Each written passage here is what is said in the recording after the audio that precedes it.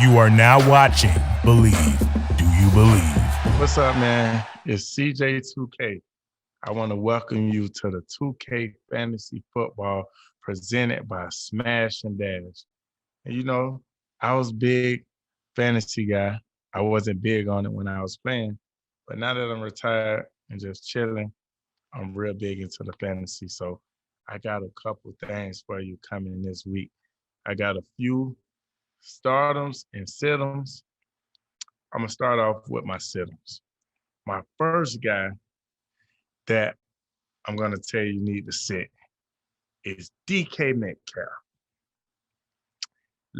I don't think I surprised a lot of people, but you know, the year that he's been having, the numbers that he's been putting up, it haven't been your normal DK Metcalf. And I'm not gonna say it's his fault because it's the quarterback. You can say Russ ain't cooking. So, you know, he got to get adjusted. These are some numbers for you to let you know why I say you should sit him. Okay, in his first three games, he had 36 receiving yards, 35 receiving yards, and 64 receiving yards, and one touchdown in the first 3 weeks. You know what I'm saying? He played Detroit this week. He's slated to score 13 fantasy points. Throughout this year, he's averaged 11 fantasy points throughout the first 3 weeks. And some people got him number one receiver, number two receiver on their fantasy team. It's time to sit DK Metcalf. And that's just the way it goes. Like, him and his quarterback is not gelling right now. Gino haven't been a starter in this league for years and years and years.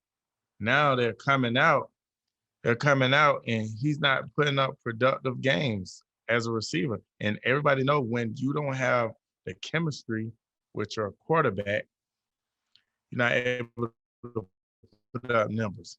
So that's one of my number one situms. My next situm is a guy that I love. I love him to death. But in the fantasy world and my fantasy team, it's about time to sit him too. Zeke Elliott. And I'm going to give you some numbers on Zeke. In his first three starts, he got rushing yards of 52 yards, 53 yards, and 73 yards with one touchdown in the first 3 weeks. And we all know how that goes. He's not big in the Dallas offense in the passing game. A lot of those passing plays and screens and some of those things are going to Tony Pollard. Not only that, he's starting to have to split the load with Tony Pollard. So that's taking away a lot of his carries, and also Tony Pollard getting the receptions. So I wouldn't be surprised. Tony Pollard might be a better option than Zeke. Unless he turn it around right now, it'll be time to sit Zeke. Zeke this week is facing Washington. He's supposed to score 13 fantasy points this week. He's only been averaging 8 fantasy points a week. Only 8. We're talking about Zeke Elliott. He's only been averaging 8 points a week. We're talking about one of the best running backs in the league. Only 8. Man, it's time to sit Zeke. It hurt my heart to say that. It hurt my heart. Now we finna move on to your stardoms. To your stardoms. And one of my number one starters, you should start this week. And it hurt me bad because last week I lost on my fantasy league. And this guy was on my bench. Devontae Smith with the Philadelphia Eagles. He's a must start this week. He done worked his way into the starting lineup. First game, I think he had 0 catches. He had a slow week one. But after that, let me tell you some of his stats. Ever since week one, So in week 2 and week 3, he had 249 yards and a touchdown in the last 2 weeks.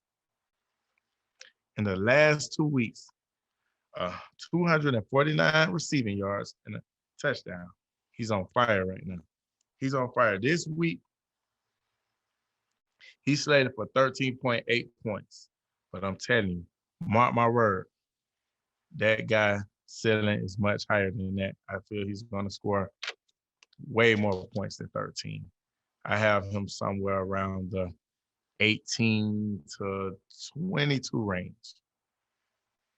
Just like I said, 18 to 22 range. My number 2 stardom guy, I've been rolling with this guy since week 1. I've been rolling with this guy since week 1. And when I say start him, I wouldn't say you can if you don't got good running backs, but I would start this guy in the flex position. Cordell Patterson. Clearly, he's the top back in Atlanta right now. He's third in the whole entire league in rush yards at this point. He's third. Great flex option.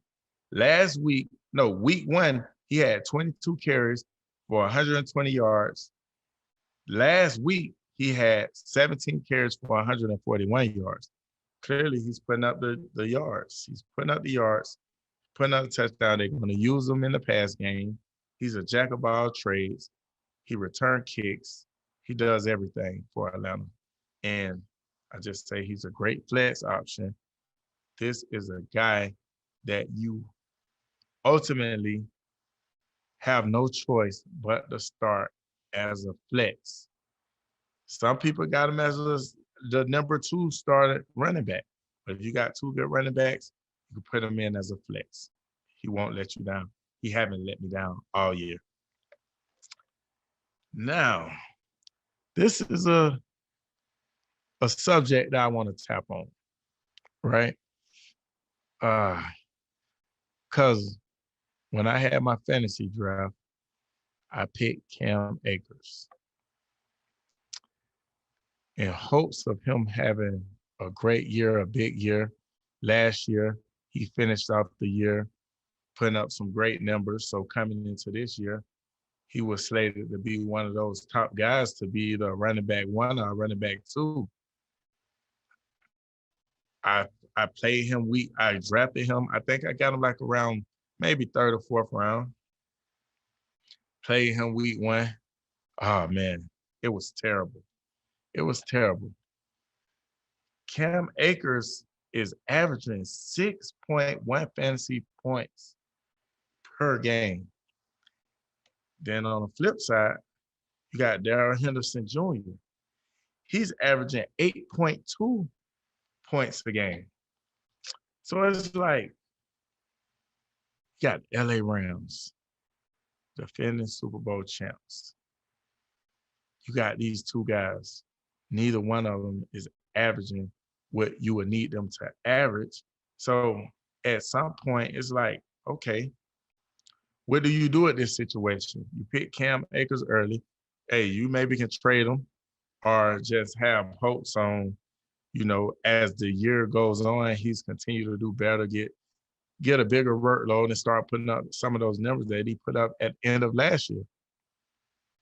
But at this point, it's really nothing that you can do with him at this point. Neither one of those guys.